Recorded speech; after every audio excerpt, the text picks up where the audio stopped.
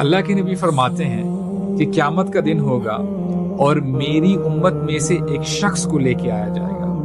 Imagine کریں کہ تمام لوگ ایک میدان میں جمع ہیں اور رسول اللہ صلی اللہ علیہ وسلم کی امت میں سے ایک شخص کو لے کے آیا جا رہا ہے، تو ہوگا کیا؟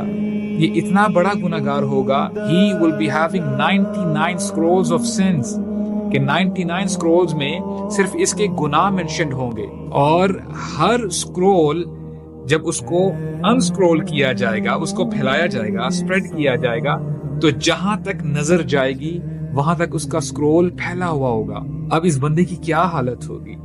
پھر اس شخص سے کہا جائے گا أَتُنْكِرُ شَيْئًا مِّنْ هَذَا، اے بندے کیا تو ان سکرولز میں سے کوئی چیز غلط پاتا ہے؟ کیا تو انکار کرتا ہے کہ کوئی چیز غلط منشنڈ ہے اس کے اندر؟ کیا میرے لکھنے والوں نے کوئی غلطی تو نہیں کر دی؟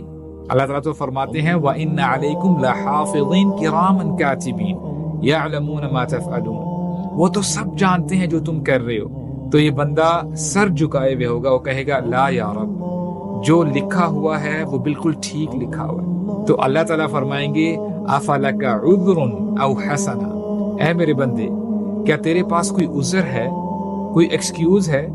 اے اللہ میں بڑا بیزی تھا، میں تو اپنے ایگزامز دیا کرتا تھا، مجھے تو آفس کے پروجیکٹس ملتے تھے۔ Do you have any excuse؟ یا تیرے پاس کوئی نیکی ہے؟ تو وہ بندہ شرمندہ ہو جائے گا، اپنے سر کو مزید جھکا لے گا، کہے گا لا یا رب، میرے پاس کوئی نیکی بھی نہیں ہے۔ تو اللہ تعالیٰ ہی اس بندے کو ریمائنڈ کروائیں گے بلا ان لک عندنا حسنہ، کیوں نہیں، ہمارے پاس تو تیری نیکی موجود ہے، تو نے ایک نیکی کی تھی۔ وَإِنَّ لَهُ لا ظلم علیک اليوم، اور آج تجھ پر ظلم نہیں کیا جائے گا۔ ابھی یہ بات چل ہی رہی ہوگی فَيُخْرِجُ لَهُ بَطَاقًا، اور ایک کارڈ کو نکالا جائے گا۔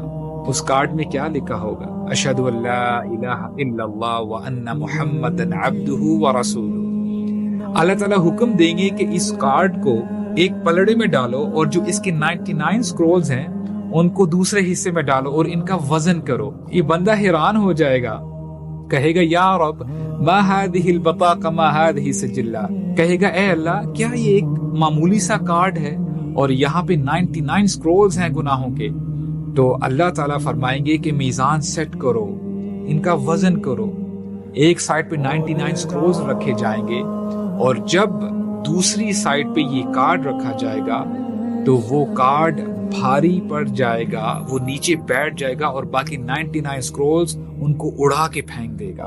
اور اس دن کہا جائے گا فلا یثقل اسم اللہ شیء، کہ اللہ تعالیٰ کے نام سے کوئی بھاری شے نہیں، اور کہا جائے گا فرشتوں کو کہ اس کو جنت میں ڈال دو، جنت میں داخل کر دو۔ ابن تیمیہ رحمہ اللہ کہتے ہیں اس حدیث کے بارے میں، اس شخص کے بخشے جانے کی وجہ یہی ہوگی کہ اس نے دنیا میں سچے دل سے لا الہ الا اللہ کہا تھا، صرف اللہ ہی پہ بھروسہ کیا تھا، اس کا بھروسہ کسی تعویذ پر یا کسی پیر پر نہیں تھا۔